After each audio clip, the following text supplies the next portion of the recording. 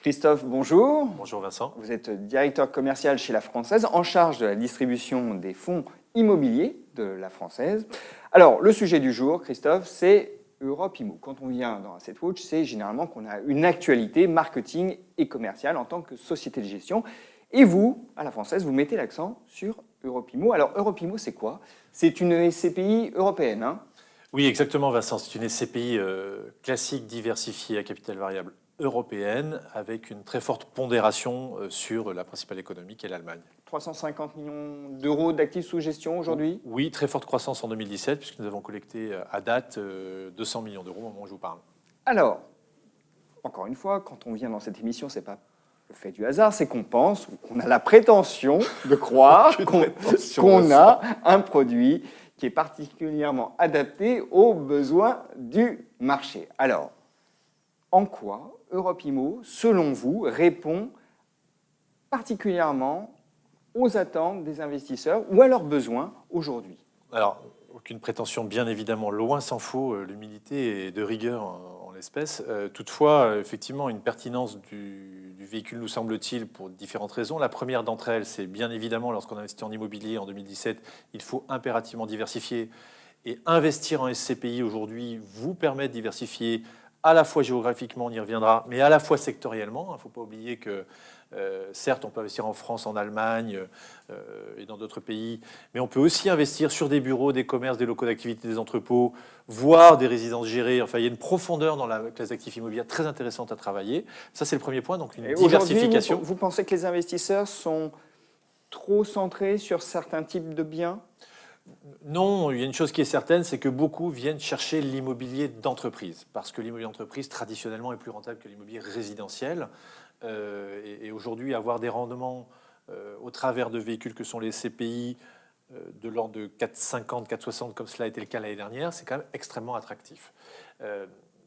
Pour poursuivre l'intérêt que peut prodiguer Europe Immo à un investisseur dans l'environnement qu'on connaît, c'est bien évidemment aussi d'aller chercher en Europe la principale économie. L'Allemagne, en l'espèce, est un moteur économique extrêmement puissant. Et lorsqu'on a déjà investi ou qu'on est un primo-investisseur en immobilier, regarder au niveau européen, ça nous semble être un incontournable au moment où on se parle. Mais attendez, c'est Europe Immo ou Deutsche Immo? Alors c'est Europe Immo et le nom, les mots ont un sens parce qu'il s'agit d'une SCPI européenne. Européenne dans le sens où effectivement elle a une allocation cible qui prévoit d'avoir une très forte pondération allemande. Nous sommes, vous avez raison, à 80% en Allemagne aujourd'hui. On reviendra notamment pour la motivation de cette surexposition allemande. Mais nous avons également investi en Belgique, à Bruxelles plus récemment, et encore plus récemment en Irlande, donc une SCPI véritablement de dimension européenne, avec un biais allemand, dont nous sommes extrêmement fiers d'ailleurs. Alors, 80% des actifs en Allemagne, aujourd'hui, ça va peut-être évoluer au fil du temps. Peut-être que cette pondération va un peu baisser ou pas? Oui, peut-être. Plus le fonds grossira, plus la quote-part pourra être amenée à être un petit peu revue à la marge. Mais vraiment, l'idée, c'est quand même d'avoir un biais très allemand. Bon, il y a un tropisme allemand, en tout cas. Exactement. Alors, pourquoi ce tropisme allemand? Uniquement parce que l'Allemagne, c'est la première puissance économique européenne? Alors, pour des raisons qui tiennent à la matière immobilière d'abord et à la matière fiscale ensuite. La matière immobilière, cela veut dire quoi? Cela veut dire que le marché allemand est très complémentaire du marché français. En France, on a Paris et Lyon, pour faire simple, alors qu'en Allemagne, vous avez 7 Länder, 7 principales villes qui sont à peu près entre 1 et 2 millions d'habitants. Donc, c'est un marché plus profond, c'est ça le message. Hein. Une très forte profondeur de marché, ça c'est très intéressant à travailler lorsque vous êtes un gérant d'actifs immobiliers. Une économie qui n'avance pas exactement selon les mêmes critères que l'économie française, donc une décorrélation dans le cycle économique qui est intéressant à jouer. Une désynchronisation par rapport au cycle économique français. C'est très intéressant à regarder. Et l'autre élément, bien évidemment, qu'on ne peut pas ne pas aborder ce matin, c'est la matière fiscale, puisque vous n'êtes peut-être pas sans savoir que les deux pays, la France et l'Allemagne, ont signé en 1959 une convention fiscale qui stipule que si vous êtes un Français qui investit sur de l'immobilier en Allemagne, vous bénéficiez d'un système relativement favorable, au terme duquel il est prévu que vous allez acquitter en Allemagne un impôt forfaitaire de 15,83 sur les revenus issu de votre immobilier en Allemagne. En l'occurrence, lorsque c'est la SCPI Europe Immo qui s'en occupe, elle s'acquitte pour votre compte en tant qu'investisseur de cette fiscalité de 1583. Et lorsque vous allez les déclarer en France, pour éviter que vous ayez à repayer un impôt, il y a un système de crédit d'impôt qui vient s'appliquer de manière automatique, ce qui revient à dire que vous payez un impôt beaucoup plus faible que si vous aviez des revenus français, des revenus fonciers de source française. Et puis l'autre élément, surtout dans l'environnement actuel et au moment où on se parle, l'actualité fiscale, c'est que vous ne supportez pas les prélèvements sociaux qui vont passer à 17,2% dans les tout prochains mois. Donc là, on voit bien que d'un point de vue purement fiscal, même si ce n'est pas l'élément central, il y a un intérêt à regarder à tout le moins à investir en Allemagne. Ça veut dire aussi que lorsqu'on considère le rendement, puisque beaucoup d'investisseurs se focalisent sur le rendement, parfois à tort, mais c'est ce qu'ils font, s'ils ne prennent en compte que cet aspect des choses, ils se trompent, mais en tout cas, c'est l'aspect premier. Il faut, si l'on veut comparer aux autres produits, retrancher la fiscalité des uns et des autres.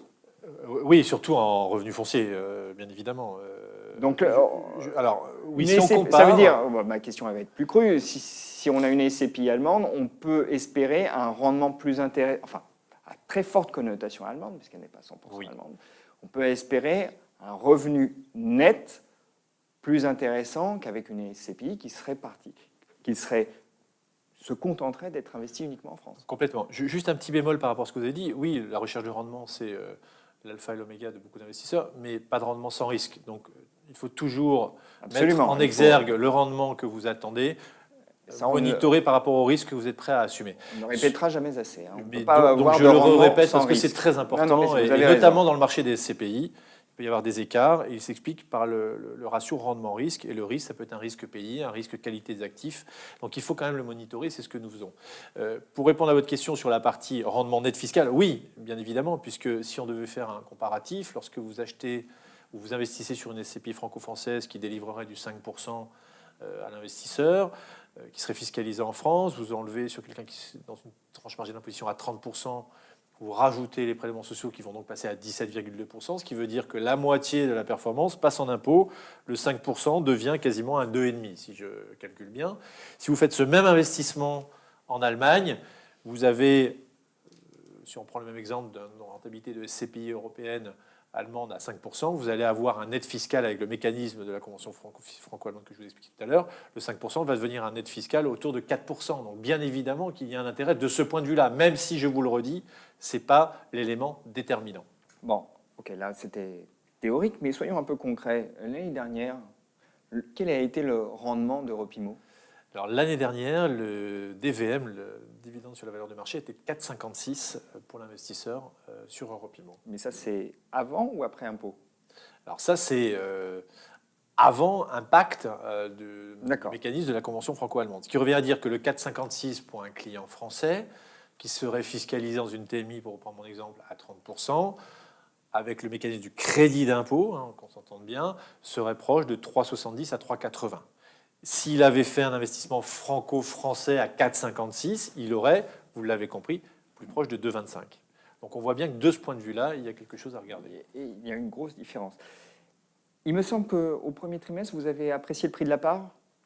Oui, alors l'immobilier allemand est en train de connaître un repricing, comme on le dit dans nos métiers, en tous les cas, une revalorisation, tout à fait. À la française, on emploie, vous avez raison, pas trop d'anglicisme, mais donc une augmentation du prix de la part a été opérée fin avril d'1,5% pour faire coïncider la valeur des actifs avec la valeur auquel on les propose au marché sous forme de prix de part. Regardons un petit peu les actifs, parce que vous avez parlé de la nécessité de diversifier. Alors, la qualité des actifs, tout de même, quand on investit dans l'immobilier, c'est crucial. Le rendement, c'est bien beau, mais il faut tout de même des actifs pour le sous-tendre. Alors, vous investissez dans quel type de biens avec Europe Immo ? Alors, le parti que nous avons pris sur cette SCPI européenne Europe Immo, c'est d'avoir une approche extrêmement qualitative. J'aurais tendance à employer le mot cœur de portefeuille, ou en tous les cas patrimonial, même si il faut être prudent. Donc l'idée, c'est d'aller chasser, investir des actifs de bureaux essentiellement, qu'on appelle prime, donc dans les meilleurs emplacements des principales villes allemandes. Là, à titre d'exemple, vous allez retrouver dans Europe Immo le siège social de Saint-Gobain, qui est une entreprise française bien connue, qui a son siège social donc en Allemagne. Vous allez retrouver des bureaux qui sont loués à la Deutsche Bahn, des bureaux qui sont aux normes environnementales, et ça c'est très important, donc des immeubles plutôt récents, ou en tous les cas aux nouvelles normes. Et puis plus récemment, nous avons, à titre d'illustration également, investi à Berlin, sur un immeuble de bureaux de 66 000 m² qui est loué en totalité à Zalando, donc un acteur de la nouvelle économie, un célèbre chausseur désormais, qui a donc implanté des bureaux de manière importante en Allemagne parce que l'économie allemande est extrêmement dynamique.